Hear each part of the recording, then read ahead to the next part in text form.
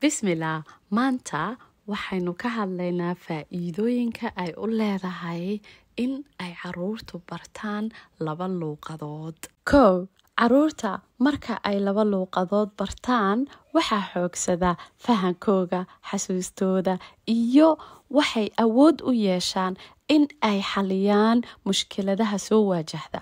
Cilmi baaris badan oo lagu sameeyay caruurta dual language-ka ama bilingual-ka caruurta laba luuqadoodka ayaa waxay sheegaysaa cilmi baaristaasi in ilmaha marka uu leeyahay awood ku hadalka luuqado badan ay hagaajin karto dabacsanaantiisa ayna u fududeydin karto maskaxdiisu, yacni in uu isku bedesho laba luuqadood uuna fahmo dhaqamada dadka kale. Faa'iidada labaad ayaa waxay tahay in ilmaha laba luuqadoodka ahi uu soo dhaxgali karo bulshada uu markaa joogo oo uu la fahmi karo hadalka iyo tilmaamaha la siinayo iyo inuu la jaan qaadi karo sheekooyinka laga sheekaynayo meesha uu markaa joogo. Faa'iidada saddexaad ayaa waxay tahay fursado iyo shaqooyin wanaagsan.